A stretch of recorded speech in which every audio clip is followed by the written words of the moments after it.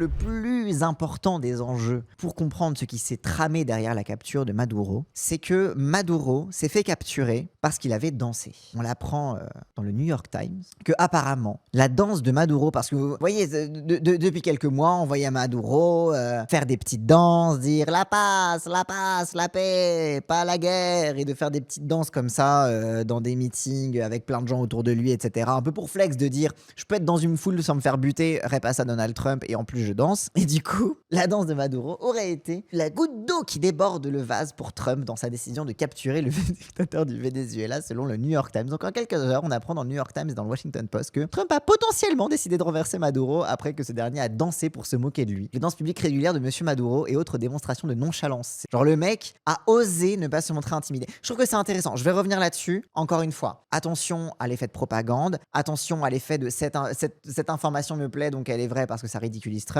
Il y a du vrai, il y a du faux. On va décortiquer tout ça. Et ouais, il rappelle que le New York Times a eu l'info de l'attaque contre le Venezuela 24 heures avant et qu'ils n'ont pas leak. Donc le New York Times fait partie d'un des principaux organes de la propagande de guerre des États-Unis contre le Venezuela aujourd'hui. Ne pas oublier ça, le New York Times a toujours été un des organes de propagande de guerre partout à l'international. Le Washington Post aussi, ne vous inquiétez pas, je crois même que c'est Bezos qui possède, Jeff Bezos qui possède le Washington Post. Mais c'est pour ça que, encore une fois, comme dans la droite lignée de mon précédent best-of du coup, c'est aussi intéressant de s'intéresser au discours de propagande de guerre et un petit peu quelles sont les vérités qui coexistent en même temps dans ces discours-là. Donc les danses publiques régulières de Monsieur Maduro et autres des démonstrations de nonchalance ces dernières semaines ont contribué à persuader certains membres de l'équipe Trump que le président vénézuélien se moquait d'eux et tentait de démasquer ce qu'il considérait comme un bluff, selon 2 personnes qui ont parlé sous couvert d'anonymat car elles n'étaient pas autorisées à parler des discussions confidentielles. Oui, donc voilà. Bon, déjà souvent, le problème des off, c'est que comme c'est anonyme, tu sais pas quelle personne le dit, donc quel intérêt est-ce qu'elle a de te le dire. Bref,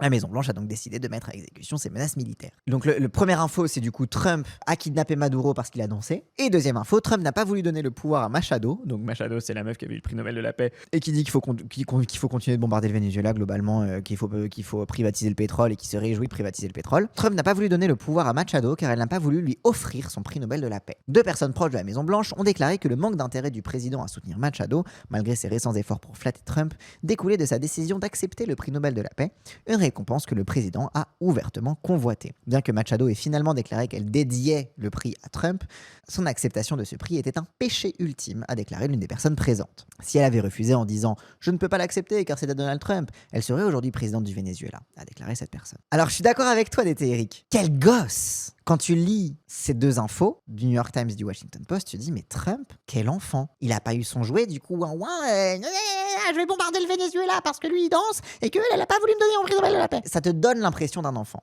Maintenant, quel serait potentiellement l'intérêt pour des informateurs anonymes de dire ça au New York Times et au Washington Post, les 2 organes de la propagande de guerre? Les 2 organes, pas les seuls, mais 2 organes principaux à rayonnance internationale, lus par les journalistes du monde entier, de propagande de guerre. Encore une fois, ça revient à ce que je vous disais tout à l'heure. Le seul objectif, c'est pas uniquement le pétrole, c'est aussi la réaffirmation du pouvoir et de la menace militaire et de la menace des États-Unis comme grande puissance qui impose son diktat.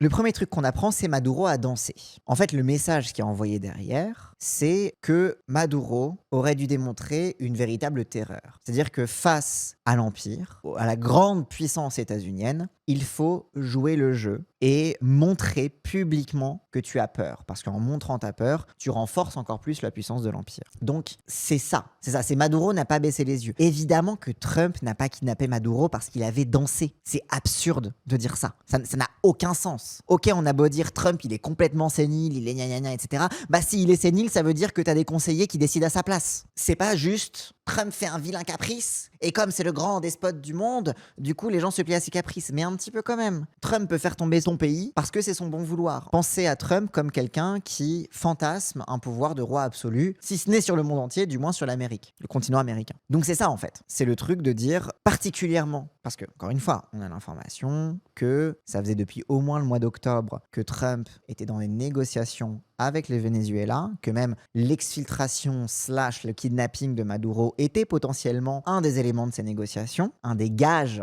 des négociations que menait Trump avec le Venezuela. Alors négociation, c'est pas on se met autour de la table, on est tous contents, hein. C'est négociation, c'est un flingue chargé sur ta tempe quand même, surtout quand t'es le Venezuela et que c'est les États-Unis qui négocient avec toi. Mais on sait que ça faisait quelques mois qu'ils étaient en négociation. Donc en fait, ce que ne supportait pas Trump, c'était que le visage du Venezuela ne présente pas une déférence totale et absolue. Évidemment, c'est pas le seul truc. Encore une fois, ce n'est pas ça qui a décidé Trump de kidnapper Maduro, puisque ça faisait déjà partie, apparemment, selon ce qu'on nous dit, des discussions diplomatiques qu'ils avaient ensemble, etc.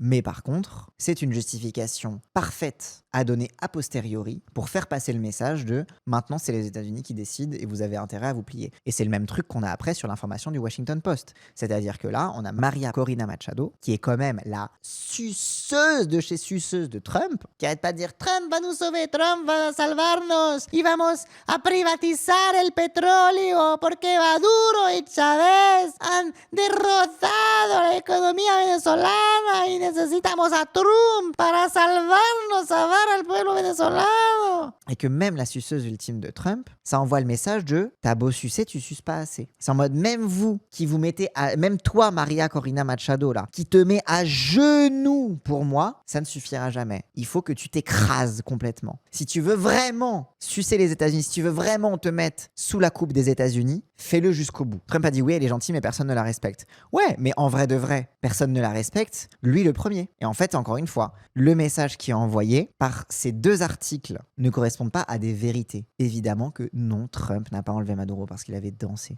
Évidemment que non, Trump n'a pas refusé de donner le pouvoir à Machado uniquement parce qu'elle ne lui avait pas donné le prix Nobel de la paix. Genre, c'est absurde. Mais par contre, le message qui est envoyé, c'est d'une, écrasez-vous totalement et montrez que vous avez peur. Et faites de nous la puissance dictatoriale à l'échelle mondiale qu'on prétend être. Et de deux, vous aurez beau sucer, vous sucerez jamais assez, on décide quand même. C'est pas parce que vous nous sucez qu'on va accéder à vos demandes. Vous n'allez pas pouvoir utiliser la sucerie pour obtenir votre petit pouvoir personnel, vos petits trucs. Non, c'est nous qui décidons. Je pense qu'il est possible qu'ils soutiennent les chavistes contre le pétrole, bien sûr. Et c'est ce qui commence un petit peu à se mettre en place. En gros, là, ce qui s'est passé, c'est que la vice-présidente de Maduro, qui s'appelle Delcy Rodriguez, qui, elle, genre, dites-vous, genre, elle, gauchiste de chez gauchiste, tu vois. Son daron est mort sous la torture du régime dictatorial dans les années 70. Donc en fait, comme c'est la règle dans la Constitution, quand le président se fait kidnapper, car c'est déjà arrivé à Chavez, je vous renvoie à mon dernier best-of sur ma chaîne YouTube, elle a assumé constitutionnellement la charge présidentielle en tant que vice-présidente, elle a prêté serment, etc. Elle a été reconnue légalement, constitutionnellement,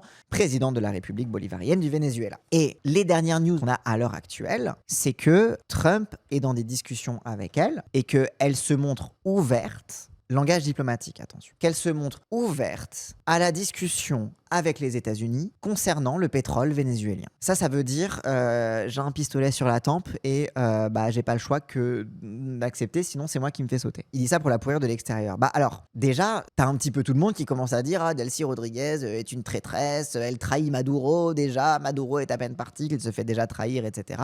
Maduro avait dit ça aussi, c'est ça. C'est qu'en fait, elle ne fait que dire ce que Maduro disait. Donc là, en fait, en l'occurrence, en ce moment, Trump retient le Venezuela en otage au travers de ses dirigeants. C'est beaucoup plus intéressant pour lui de garder Delcy Rodriguez au pouvoir et de la garder en otage de l'avenir de Maduro et en otage vis-à-vis du reste de sa population, parce que rappelle que le Venezuela est encore en état de siège. Comment dire, la puissance armée états-unienne est en stand-by, comme disait Trump dans sa conférence de presse. Donc là, Trump retient le pouvoir en otage et c'est plus intéressant pour lui de retenir en otage le camp qui est déjà au pouvoir, donc qui a la main sur l'infrastructure politique, économique, corrompue du Venezuela. Donc quelqu'un qui peut avoir les bons contacts pour dire toi tu fais ça, t'obéis et tu files le pétrole aux États-Unis. Donc c'est plus intéressant pour lui plutôt que d'avoir une vacance du pouvoir, le temps que d'autres gens prennent la tête de certaines institutions éventuellement, qu'il y ait des résistances aussi localement, etc. C'est plus pratique de se baser sur l'édifice politique qui est déjà en place parce que c'est le plus efficace pour obtenir ce que tu veux. Donc déjà d'une, et de deux, c'est beaucoup plus intéressant que de mettre Machado qui, toute soutenue qu'elle est par une partie de l'opposition vénézuélienne, une partie, parce qu'elle, c'est l'aile droite, voire extrême droite de l'opposition vénézuélienne, là où le candidat qui est en 2024, c'est un peu plus l'aile centriste, on va dire.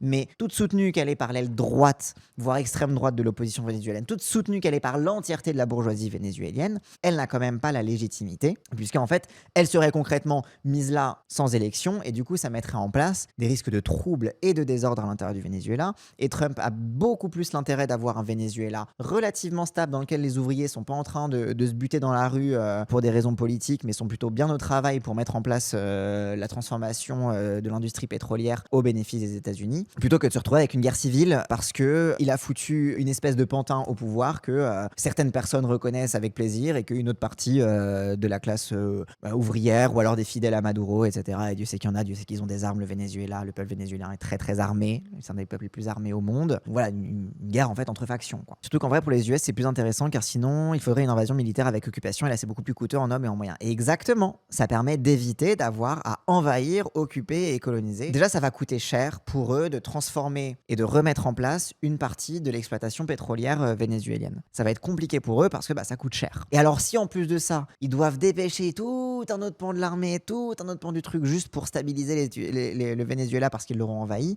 c'est encore plus coûteux. Ils veulent éviter un nouveau bourbier comme en Irak peut-être. D'autant que l'opinion publique américaine est relativement contre en fait. La vérité, l'opinion publique américaine est bien plus opposée à l'envahissement du Venezuela qu'à l'envahissement de l'Irak. Aussi parce que après 25 ans de propagande de guerre, les gens ils sont plus aussi dupes qu'ils pouvaient l'être à l'époque.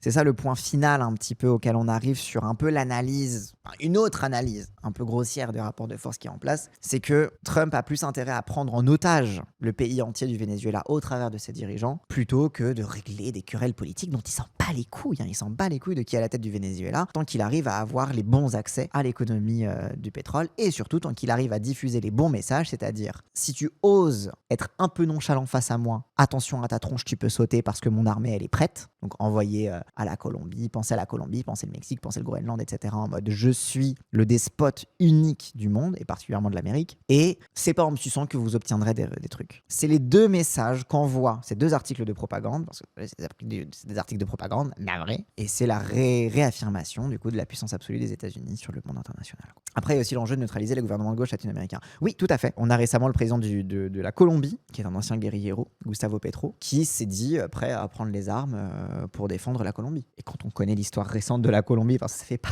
longtemps qu'ils sont sortis quand même des guérillas, et que le président actuel était du côté des guérillas à l'époque, c'est clair que, en tout cas en ce moment, la Colombie, ils sont un peu en mode « Oh putain, ça chauffe pour notre cul ». On préfère montrer qu'on va pas se laisser faire et espérer qu'au moins l'armée états-unienne se dise « Bon, c'est déjà suffisamment coûteux le Venezuela, on va pas sortir la Colombie en même temps, on peut attendre 10 ans, tu vois ». Je pense que la Colombie, c'est un autre bourbier. Oui. Encore une fois, la Colombie a une histoire récente de guerre de guérilla assez féroce. La Colombie, ça peut être un nouveau Vietnam, très concrètement. Le Venezuela, j'en sais rien, mais la Colombie, ça peut être facilement un nouveau Vietnam. Oui, et Gustavo Petro est extrêmement populaire. Il est élu légitimement. Il mène une politique socialiste extrêmement populaire. Alors, voilà quoi. Le Venezuela a l'air démoralisé. Mais bien sûr qu'ils sont démoralisés. Jamais ils n'auront le droit de respirer. Il y a aussi un risque que ça se retourne contre les États-Unis de menacer tout le monde dans la région. Ça va devenir pénalisant pour les gouvernements de droite pro-américains comme Milei ou le président chilien. C'est un peu la leçon qu'on a eue du Chili, par exemple. Alors, le nombre de Chiliens qui m'ont dit « Ouais, mais les Vénézuéliens, c'est un vrai problème d'immigration. » Et puis tu comprends, on a des vrais problèmes d'insécurité au Chili. Et que...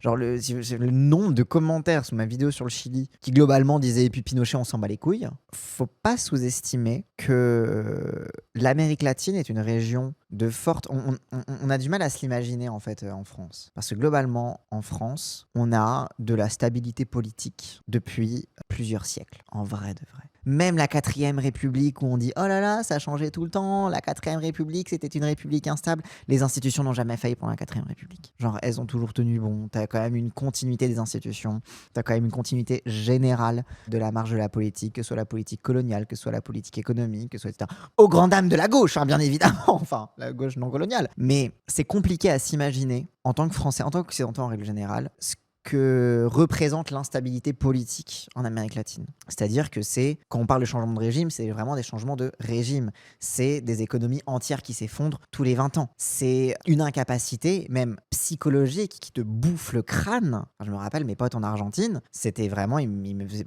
part de beaucoup d'à quel point ça pèse sur ta santé mentale, le fait de ne pas pouvoir te projeter dans l'avenir. Et genre que beaucoup étaient en mode, moi je vais émigrer en Europe, c'est fini, tu vois. Et pourtant, c'était des bourgeois, hein, mais c'était justement la petite bourgeoisie qui a émergé, on va dire, dans cette vague un petit peu rose-rouge du début des années 2000, qui se retrouve précarisée et paupérisée, c'est-à-dire qu'ils arrivent à l'âge adulte, ils commencent à avoir des perspectives et hop, c'est le retour de la paupérisation et de la précarisation parce que, voilà. Être en Amérique du Sud, tu sens ouvertement la tension dans l'air. Bah oui, c'est ça. Donc en fait, ça me rend assez pessimiste vis-à-vis du peuple latino-américain parce que c'est plus facile d'accepter ton sort quel qu'il soit quand tu peux déjà pas, ne serait-ce que psychologiquement, te projeter dans l'avenir et quand toute ta vie et la vie de tes parents et la vie de tes grands-parents, ça a été que des retournements, des trucs comme ça. Faut pas oublier que l'Argentine, au début du XXe siècle, c'était une puissance mondiale. Genre, tu vois, il y a un truc aussi où c'est des anciennes puissances coloniales dans un déclin durable. Évidemment, ça a toujours été historiquement des régimes plutôt militaires, donc aussi la stabilité militaire a du mal à faire la transition vers une stabilité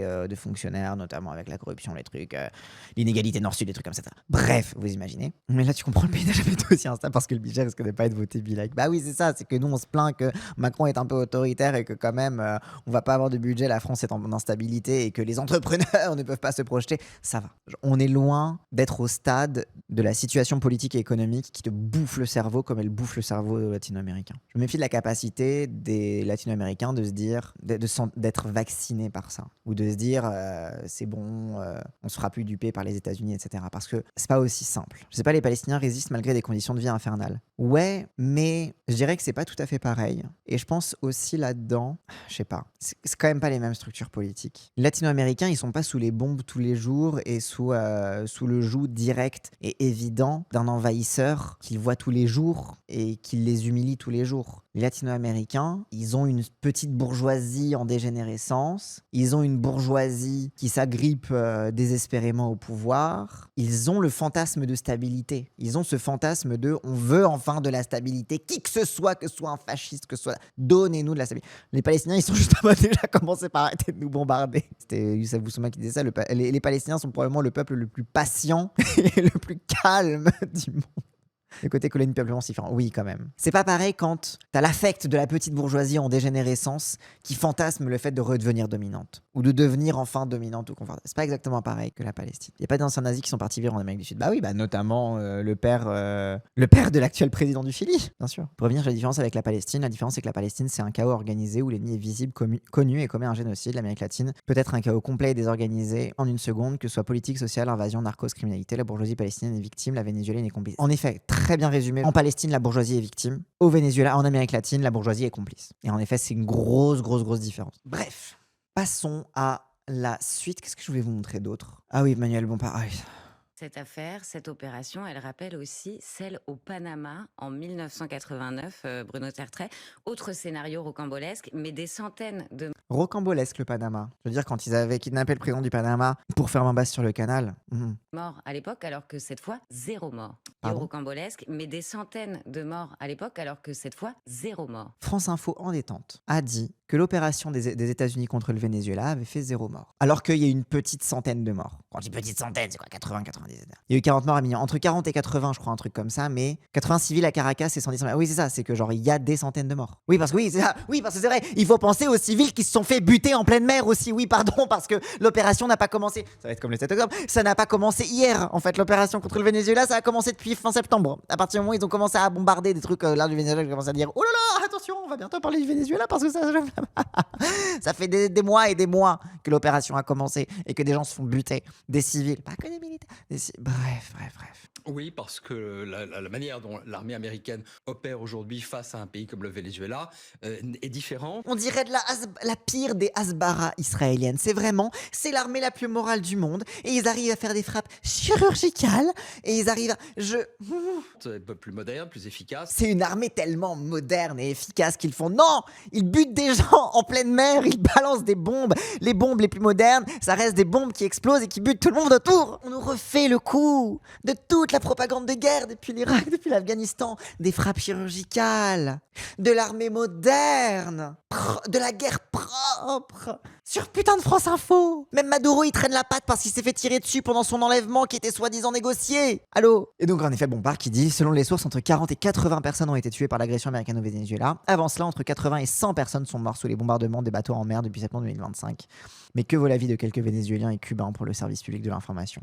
Et rajoute dit aussi des Colombiens, parce qu'il y a aussi des civils colombiens qui se sont fait buter au large des Caraïbes. Bref. Voilà pour finir sur, on va dire, ce deuxième volet de la situation au Venezuela. Premier volet, j'ai parlé beaucoup de l'aspect du pétrole, concrètement, qu'est-ce qui s'est passé, un peu la question de la propagande de guerre sur les justifications, on va dire, autour du narcotrafic, du truc comme ça. Deuxième volet aujourd'hui, j'ai tenu à parler un petit peu plus de l'intérêt pour les États-Unis, de ce que ça implique en termes de retour de la politique des grandes puissances, de retour de l'imposition de la loi du plus fort, en fait, concrètement, sur les relations internationales, et comment, justement, ces deux exemples de propagande du New York Times et du Washington Post montraient aussi que le tournant n'est pas que économique, mais est aussi sur la politique de grande puissance et un changement brutal, violent et historique aussi, en vrai, en termes de relations internationales. Je ne parlerai pas vraiment de retour, ça a toujours été là. Encore une fois, je suis d'accord que ça a toujours été là, mais l'inflexion qu'on connaît aujourd'hui, c'est le fait de l'assumer. Avant, tu avais quand même Colin Powell qui s'est ramené devant le Conseil de sécurité des Nations Unies avec une fausse fiole d'anthrax pour dire « Regardez, j'ai raison de faire la guerre, autorisez-moi à faire la guerre ». Là, t'as même plus besoin d'un mec qui présente une fausse fiole de fentanyl en disant « Ça vient du Venezuela, j'ai raison de faire la guerre ». T'as juste Trump qui dit « On envahit, on s'en bat les couilles ». C'est ça le changement, on va dire. C'est que même cette espèce de faux semblant du droit international est balancé par la fenêtre. Et du coup, quand tu fais tomber les faux semblants, il y a beaucoup moins de recours possibles et beaucoup moins, tout à l'heure, il y a quelqu'un dans le chat qui se moquait de moi en mode la logocratie. Mais c'est ce que je dis depuis des années sur la remise en question des droits de l'homme. Ce qu'on perd, c'est une base relativement communément admise au niveau international de qu'est-ce qui est bien, qu'est-ce qui est mal. Une base morale à peu près acquise de on a un droit et il faut le respecter même si ça nous plaît pas. Et on arrive de plus en plus dans la situation, et ça c'est ce que je dis depuis des années, depuis Darmanin, etc. On arrive de plus en plus dans une situation où il va falloir se remettre à justifier pourquoi c'est pas bien de faire la guerre, pourquoi c'est pas bien les bombardements, pourquoi c'est pas bien l'inégalité. Genre tous ces trucs de base qui avaient été codifiés à partir de 45 dans la Charte des Nations Unies, dans les droits de l'homme, dans les trucs comme ça, on était en mode ça c'est la base de ce qu'on sait et on discute à partir de cette base s'effondre, donc même au niveau de notre propre discours politique, de notre façon de nous exprimer, on perd une base de langage à partir de laquelle on pouvait parler d'égal à égal à peu près. La gauche peut peut-être pas gagner sans morale un peu. Non mais les gens, quand on dit morale, ok, les gens, la morale c'est qu'est-ce qui est bien, qu'est-ce qui est mal. La morale est partout, tout est affaire de morale. La politique est affaire de morale. La politique c'est affaire de qu'est-ce qui est bien. C'est quoi une vie bonne? C'est quoi une bonne façon de diriger un pays? C'est quoi une bonne façon d'administrer, etc., etc. La politique, c'est une question de morale. Donc quand je dis morale, je parle de politique, bien évidemment. Quand je dis une base morale, c'est une base politique en réalité. Mais qui a une valeur supérieure à simplement un débat politique qu'on peut discuter. C'est une base politique qui a valeur d'absolu. Quand je parle de base morale, c'est une base morale. Et le pape reste au Vatican, bien évidemment. Hop, et avant de partir, n'hésitez pas, si cette vidéo vous a plu, à liker, commenter, partager, comme d'habitude, ça aide à faire tourner l'algorithme. Et si vous voulez me soutenir financièrement, n'hésitez pas à cliquer sur le lien Stream Elements qu'il y a dans la description de cette vidéo. Allez, cette fois je vous laisse.